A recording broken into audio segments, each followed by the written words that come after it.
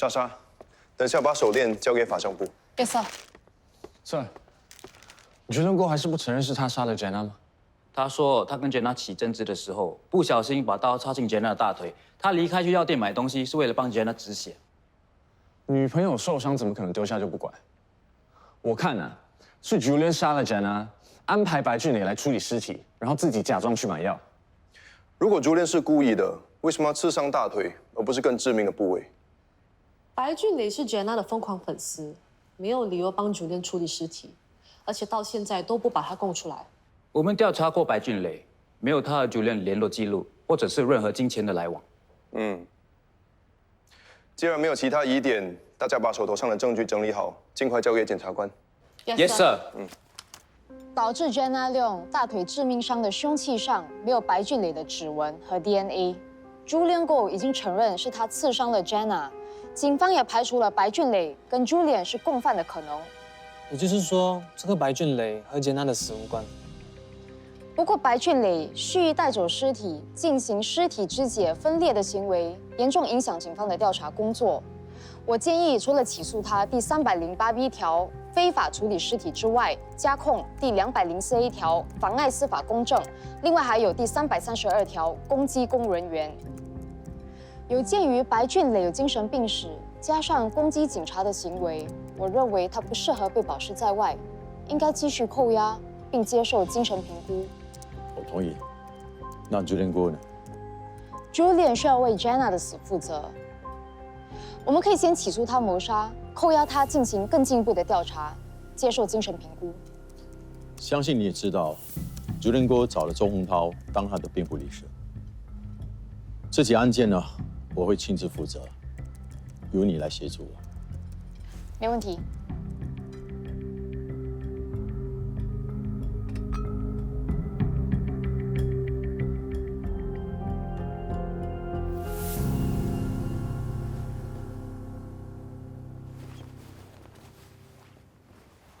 怎么啦？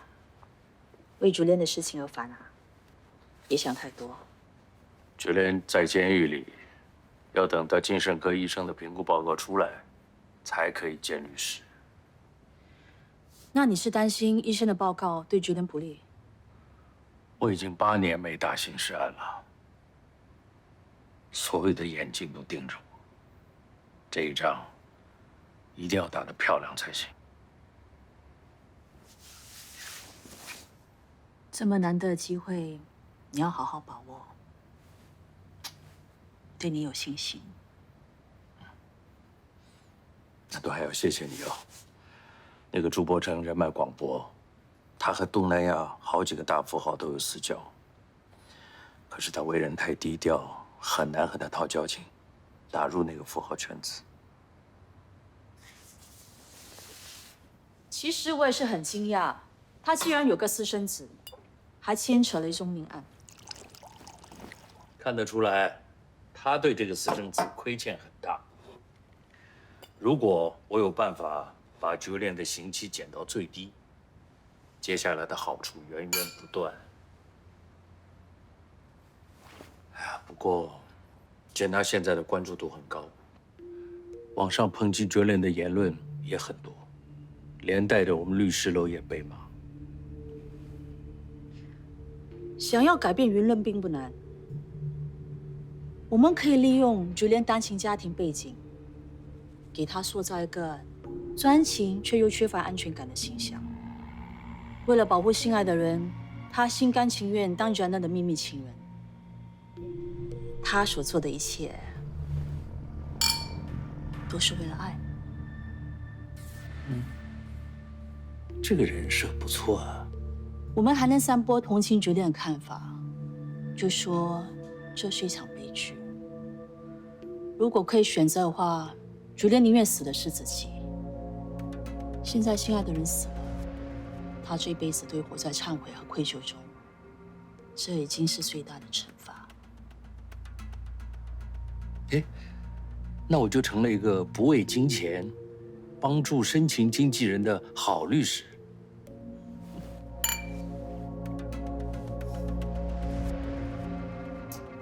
你不会觉得Julian很笨吗？你那么有钱的爸爸又不好好利用，去当什么秘密情人？换成是我绝对不会允许自己在感情世界里低人一等。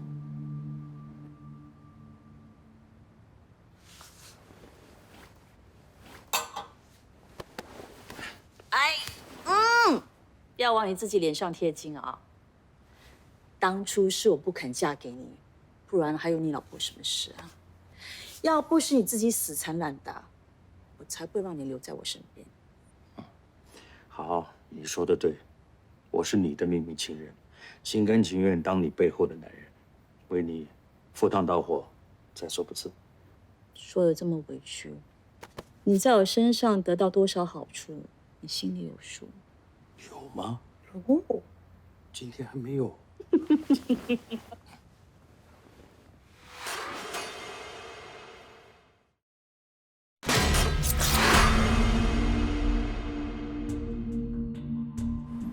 结合白俊磊的病历和这段时间的观察，我认为他有妄想症 （delusional disorder）。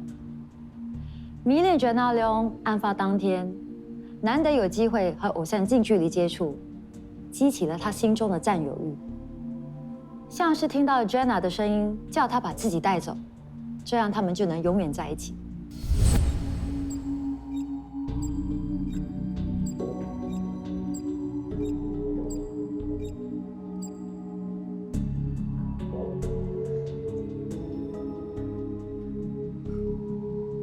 Jenna 真的很美，很美。你这么喜欢他，为什么不报警？我也想啊，可是他说他要永远跟我在一起。好，我永远跟你在一起。我有我们的秘密，我一定会保密。啊！他也说，是 Jenna 叫他分尸，别被人发现。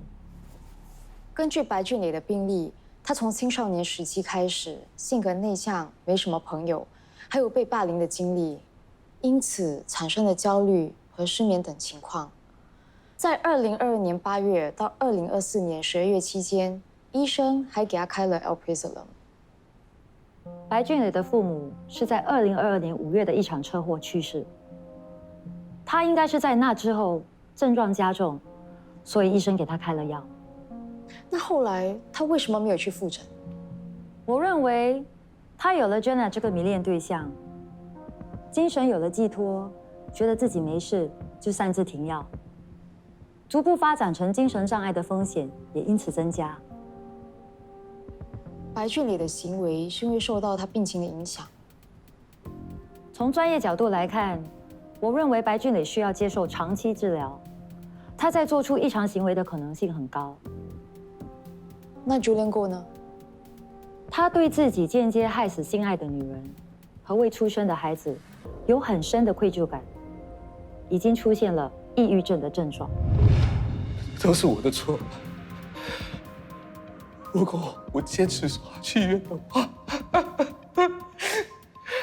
为什么他这样对我？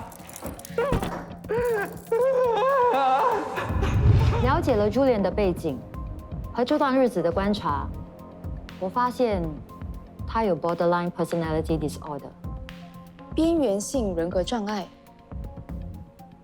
他来自单亲家庭，从小缺少父爱，妈妈也没什么关心他，他经常感到空虚、寂寞，害怕被人抛弃，在亲密关系中特别敏感，在受到刺激后做出自残的行为。谢谢你 ，Dr. 苏，在你身上我学到了很多，期待收到你更详细的评估报告。如果我还有其他问题，我会再联系你。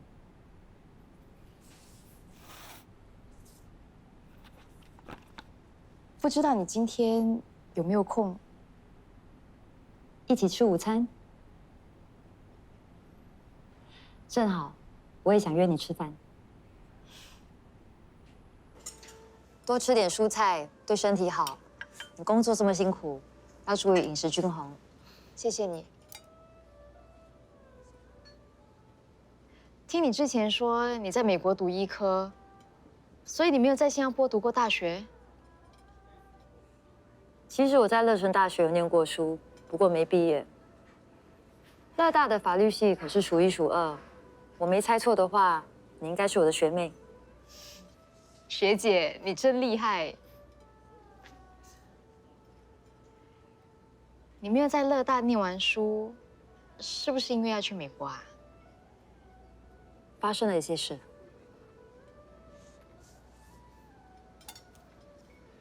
抱歉，我只是好奇问问，你不想说也没关系。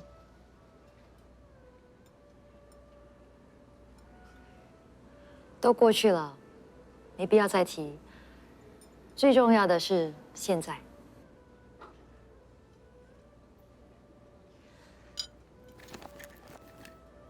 送给你的小礼物，希望你会喜欢。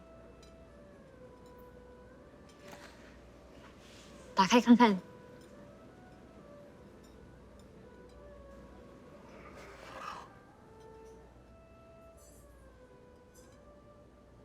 你之前不是说我的铃兰花手机壳很好看吗？前几天逛街的时候看到，觉得很适合你，就买来送给你了。谢谢你，我很喜欢。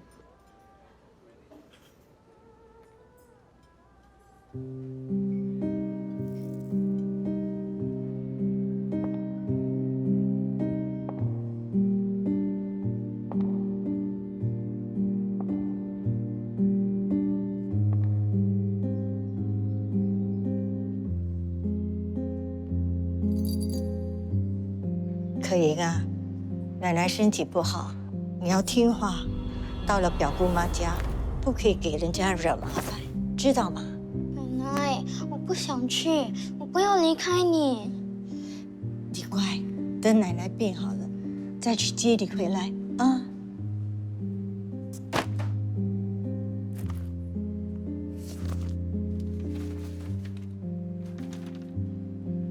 这个为什么会在这？这是爸爸留下的，我知道他是画给妈妈的。她不是你妈妈！奶奶，不要，那是爸爸留给我的。他抛弃了你，害死你爸爸，不准你想这个女人，她就是个贱女人。念大学的时候就勾引你爸，结婚后还不安分，跟别的男人跑到美国去。这不要脸的女人，不配当你妈妈，那就等她死了。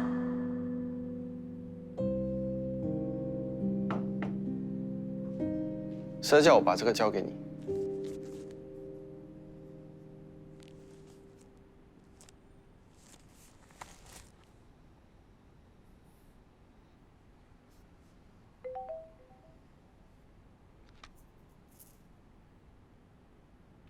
知道你喜欢吃这个，特地叫舒恒帮我带过去。Enjoy。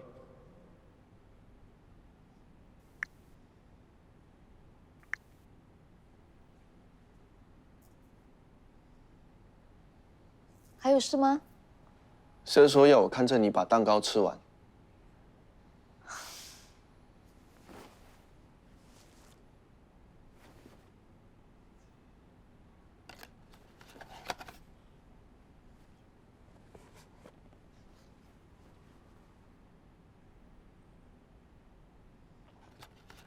这是我爸爸画的。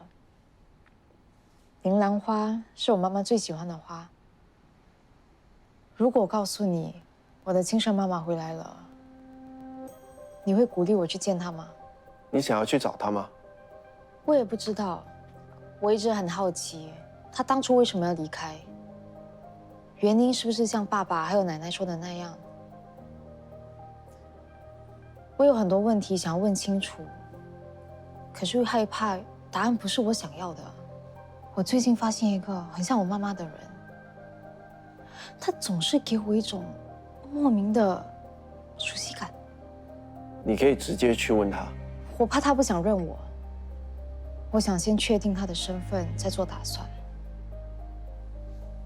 弟，我要你帮我打听新来的司法精神科医生 Dr. 苏珍苏的背景。嗯。不过你要低调一点，不要让任何人知道这件事。好，我知道了。Sir 说要我看着你把蛋糕吃完。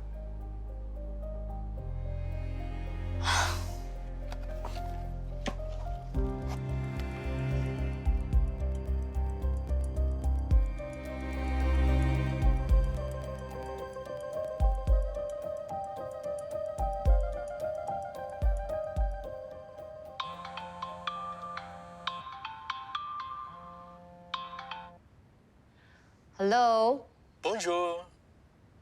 现在西雅图应该是凌晨2点多，你不会是因为 jet lag 所以睡不着Je suis à Paris。我刚结束飞行任务，想跟你说件事。怪不得说法语，原来在巴黎，什么事啊？下个月我会送客户去新加坡，之后会在那里逗留3、4天。太好了，等你到新加坡，我们一定好好的聚一聚。我保证给你一个难忘的行程。D'accord, c'est entendu. Alors. Oui。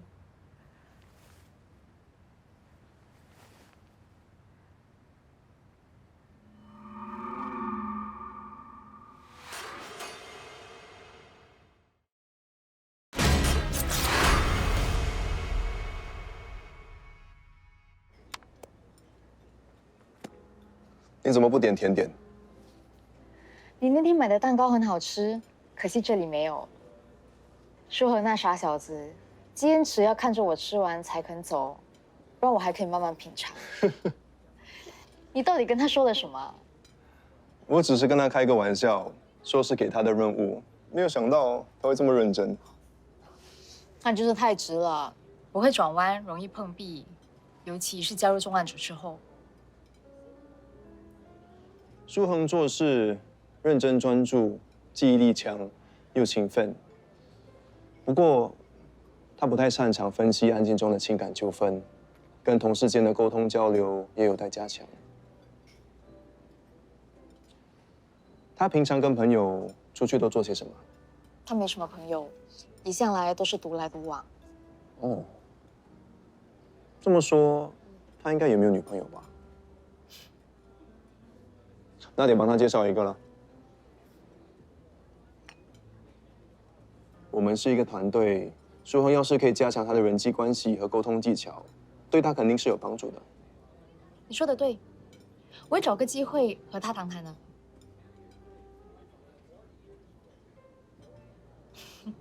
你在笑什么啊？我嘴角有东西吗？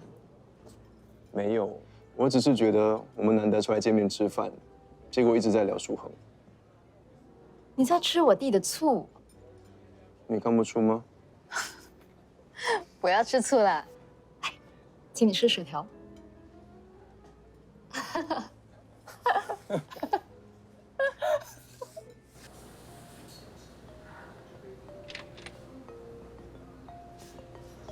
在看什么新闻啊？看得那么入神。Julian 哥的案子已经够师傅忙了，偏偏网上多了很多讨论 Julian 的内容。现在打开社交媒体，全都是在讲他和 Jenna 的爱情故事。那些网友的评论才精彩，什么他是最棒的经纪人 ，Jenna 很信任他，还有看得出他很爱 Jenna。之前在 Jenna 的签名会上见过他，他人很友善，天气热还会买饮料请粉丝喝。我记得之前很多评论都在骂 Julian 害死 Jenna， 可是现在突然有这么多人在帮他说好话，感觉是有人在刻意带风向。有什么好奇怪的？一开始大家不知道内情，自然先骂凶手。随着更多新闻出来，大家就比较冷静。现在有人帮Julian说话也很正常啊。哎 ，Hello， 不好意思，妈咪坚持要陪我一起来。安迪，坐啊。哎，好。安迪，你是担心熙然被人拐跑吧？这年头啊，渣男很多。我就这么一个女儿，当然看紧点了哦。我又不是小孩，不过今天总觉得好像有人在跟着我，妈咪不放心，就陪我一起来了。有看清楚是谁吗？还是小心一点比较好。你大可放心，这里有欣然的护花使者，很安全。你有男朋友啦？怎么没告诉我？不是男朋友，我有这么多追求者，不可能每个都跟你说吧？脚踏这么多船，小心沉船哦。我会游泳，不用担心。Hello， 嗨，你的 cappuccino。谢谢。还有安迪，这是为你准备的 chamomile tea，你怎么知道我喜欢喝这个？是欣然告诉我的。啊，原来你就是他们说的护花使者啊！不是啦，你叫什么名字啊？多大了？我叫陆羽，今年30岁，是这家咖啡馆的老板。哇，这咖啡馆是你开的啊？挺好的啊。开多久啦？妈咪，不要再问了。哎呀，没关系，安迪也是关经理嘛。安迪，其实我正在追求欣然，我会努力的，让欣然接受我。哇哦，不错不错，我看好你，你加油啊！谢谢安迪。那我先去忙了。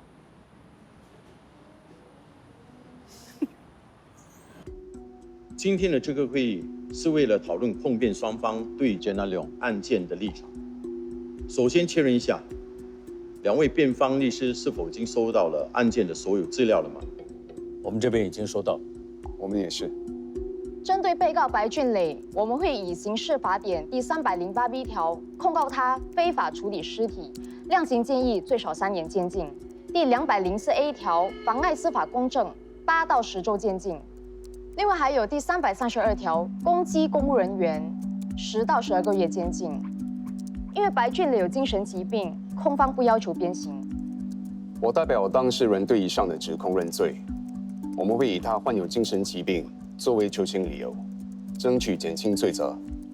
针对另一位被告朱连国杀害Jenna Leong，但是精神科医生诊断他患有边缘型人格障碍，他与死者的争执影响到他的情绪和判断，因此控方将以刑事法典第304A 条告他误杀，要求12到14年的刑期，不建议鞭刑。控方提出的刑期太重了。我的当事人是受了死者的言语刺激，想要拿刀自残，死者想要阻拦他，才会被意外刺伤的。那是被告单方面的说辞，被告拿起刀子就是要伤害死者。他刺伤了死者大腿后，没有立刻报警施救，而是离开现场，才导致死者失血过多而死的。如果我的当事人真想伤害死者，为什么不多补一刀呢？ The common law is the law for the common man。法律是基于常理和常识来理解一个人的行为。我的当事人一开始就没有明显的伤害意图，他为了保护死者的隐私才没有报警，而是赶出去买了一大堆的止血药品，然后赶回度假村。这是符合人性、符合常理的辩解。他事后的行为不能证明他之前的意图。毋庸置疑的一点，我的当事人深爱着死者，所以这起案子就是一出悲剧。爱人死了，他失去了一切，而且一辈子要活在痛苦和悔恨之中。我认为他的刑期应该是6年以下。杰伦还不到30岁，一条生命就葬送在被告的手里。你不觉得你这个建议太可笑、太过分了吗？逝者已矣，让我的当事人承担过重的刑罚，不符合法律公平公正的原则。我一定会为他争取最大的权益。既然如此，我们法庭上见。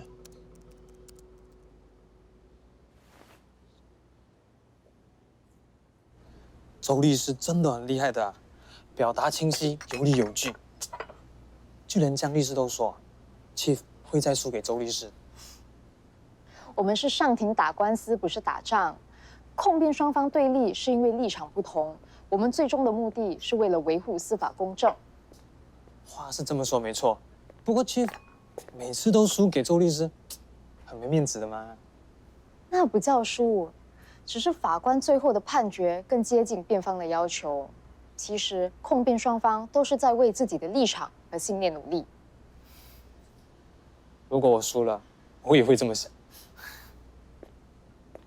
看来你们对刚才的会议很有想法。你应该跟可英多学习。所谓虎父无犬女啊，他跟他的父亲一样，能言善辩，前途无量。是我还有很多要向 Chief 学习的。你们对周律师提出的求情理由有什么看法？我原本以为他会主打被告的精神状况或者 provocation 来争取减轻罪责，没想到他选择聚焦被告的 mens rea， 强调犯罪意图非常低。我认为这是更聪明的策略。不管对方用什么辩护论点，我们一定要做足准备。你们一定要多找一些类似的案例，替控方的立场还有量刑找到更多的依据。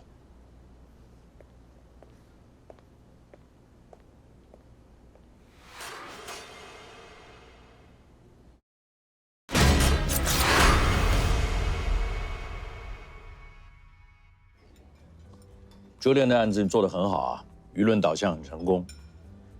当然啦，也不看看我是谁。现在整体形势对我们很有利，我有信心可以帮朱莲争取到少过6年的刑期。最重要的是，我们钓到朱伯成这条大鱼，有了他的人脉，不管是你的律师楼还是我的融资项目，都能得到很大的助力。帮你这个大忙，你要怎么感谢我啊？你要什么奖励？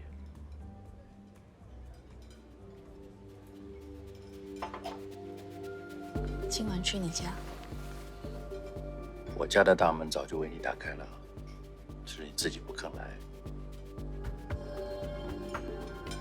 那个不是 boss 吗？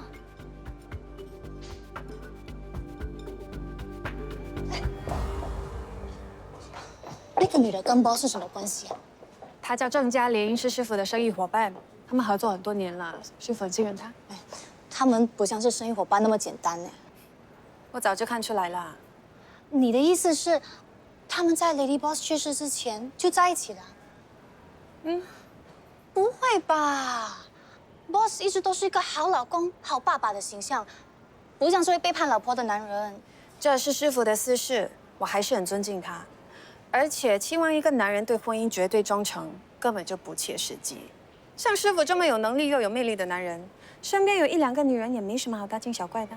那像你那么有能力又有魅力的女人，身边有1、2个男人也很正常咯。No， 不是1、2个，是一大把。那在你一大把男人里面，有没有包括江平凡律师呢？我刚才在 CCMS meeting 遇到他。熟？他看上去比以前成熟稳重多啦。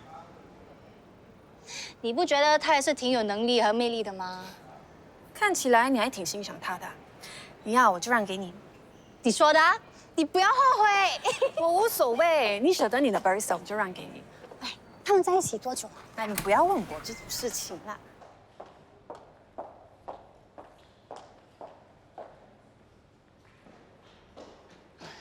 我没迟到吧？没有。谢谢你赏脸和我吃饭。江律师都开口啦，我哪里敢拒绝？你要拒绝，我就再约，约到你答应为止。果然有毅力。我祝你早日赢得美人。走吧。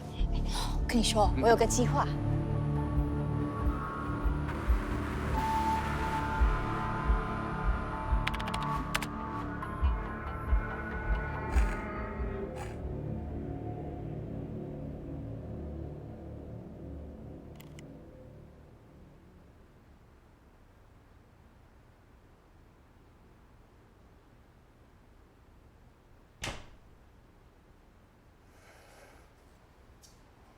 怎么只有你一个人？其他人呢？不知道。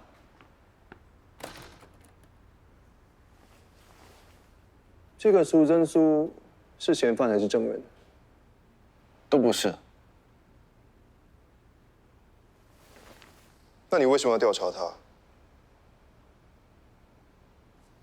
我猜你在帮一个人调查，那个人还吩咐你不准告诉任何人，是可盈。这么厉害，一猜就猜对。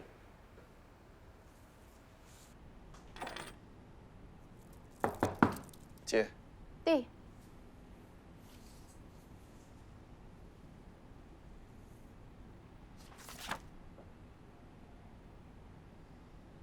你在网上只查到这些资料？董德书没有社交媒体户头，找不到生活照，也没有犯罪记录。这些资料对确定董德书是不是我妈没什么用。还有社看到我在查董德书，猜到是你叫我查的。你怎么那么不小心？对不起。没关系，我再想想办法。弟，你下午打算做什么？看书。你除了看书还是看书？你不觉得无聊吗？不觉得。你不觉得？我觉得。走，跟我出去。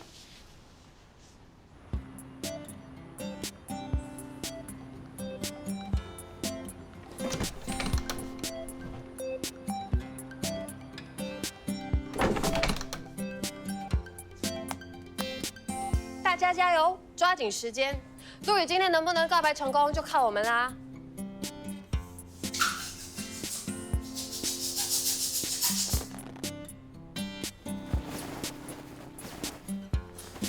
哎，你弟弟又不认识欣然和陆羽，你干嘛太大赖啊？他今天休息，就带他出来走走，免得他一直宅在家。果然是24小姐姐，连弟弟休息做什么都要操心。气球放哪里？挂墙上吧。哦。还是你厉害，把他带来，粗重的事都能叫他做。我才不像你，整天只会利用男人。哎，我可没有逼那些男人，这叫愿者上钩。看不出陆羽还挺浪漫的，这么有仪式感。怎么啊？羡慕啊？哼，要羡慕也是你羡慕，我都不知道被告白了几百次。要是 Victor 突然来一个当众表白，你会不会很感动？我不知道。不会吧？都这么久了，他还没表示？他是有暗示过我，我没有回应。为什么？你不喜欢他？我觉得现在这样挺好的啊，顺其自然吧。看来 Victor 还有很长的路要走，这只能祝他好运了。花来了，要放哪里？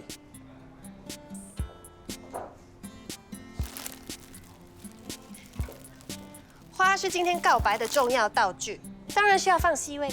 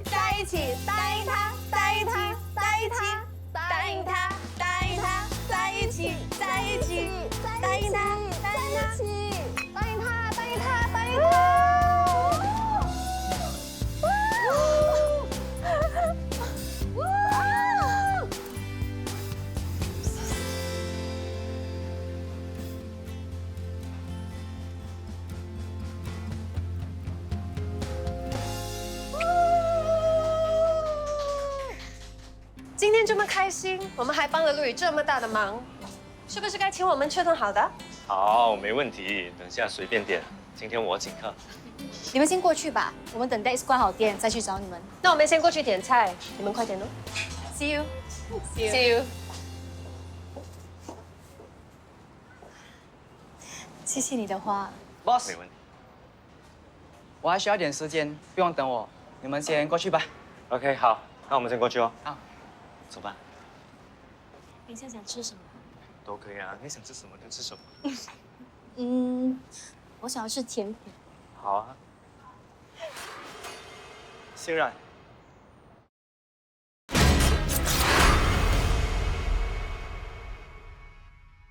欣然，贱女人，竟敢欺骗我，去死吧！小贼！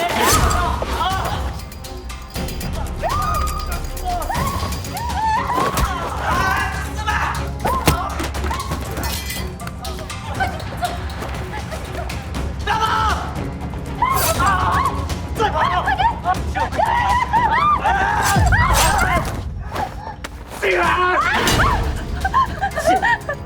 我杀了你，我们一起死！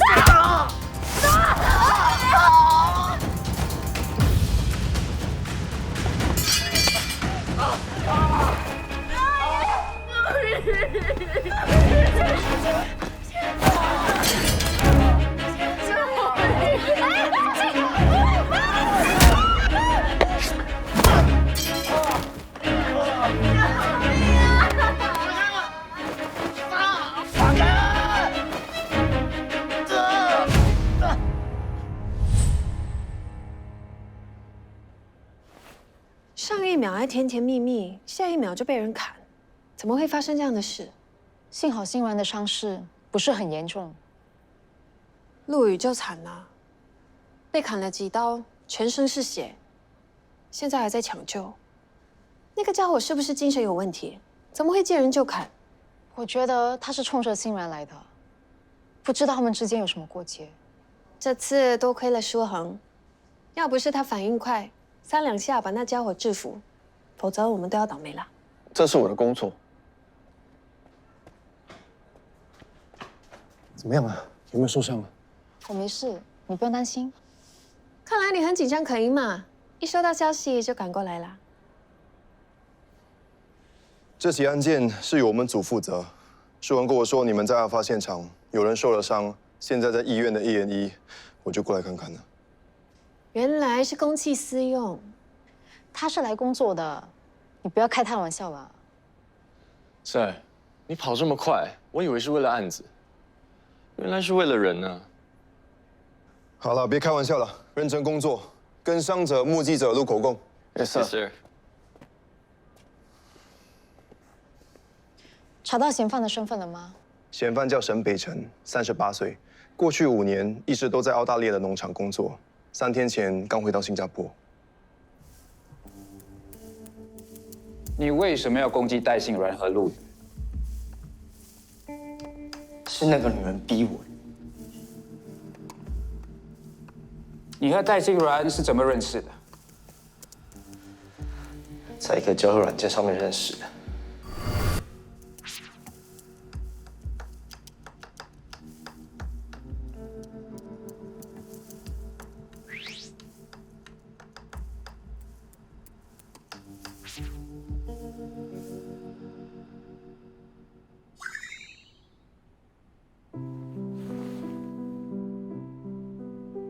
我叫欣然 ，Nice to meet you。很高兴认识你，我叫北辰。看你的简介，你很喜欢看电影。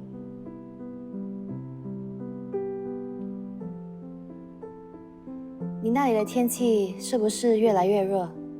记得要擦防晒，多喝水。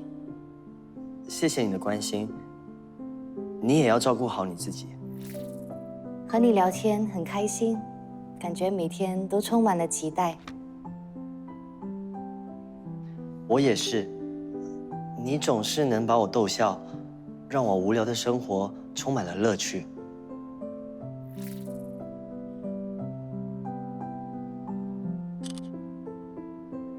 我买了圣诞节礼物要给你，方便给我你的邮寄地址吗？不用啦，不好意思让你破费。一点心意你就别拒绝我了，好不好？那好吧，谢谢你啊，我把地址给你。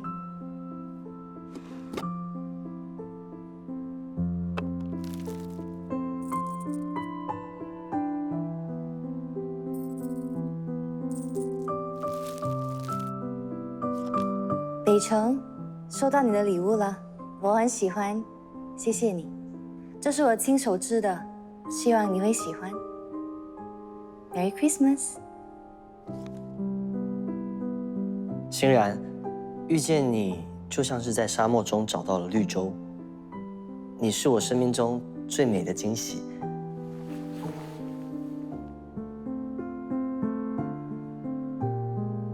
我真的很喜欢你，你愿意成为我的女朋友吗？听见你这么说，我很感动。我也觉得跟你聊天很开心。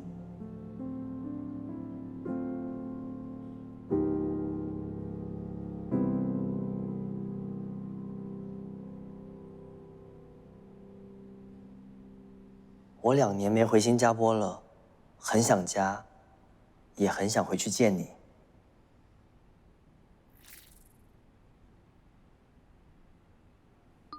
你不是说农场很忙吗？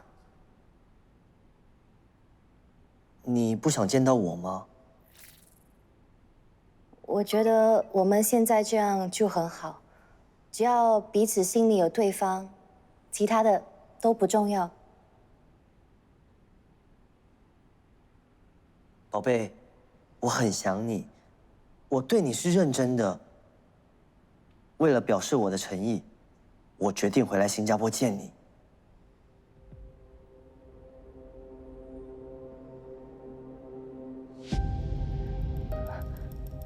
我不认识那个男人。今天早上，他突然出现在我家楼下，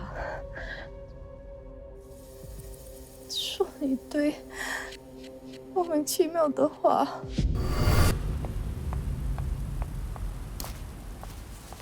欣然，欣然，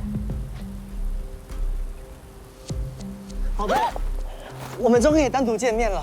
你是谁？我不认识你。你为什么都不回我讯息？我们之前不是好好的吗？我不认识你，你认错人了。我是北辰啊，我们在网络上谈了半年的恋爱，你怎么可能不认识我？我没有跟你聊过天，你真的认错人了。你别走！你为什么要躲着我？我们之前不是说好要见面的吗？你放开我！我真的不认识你。你这样下去，我要报警了。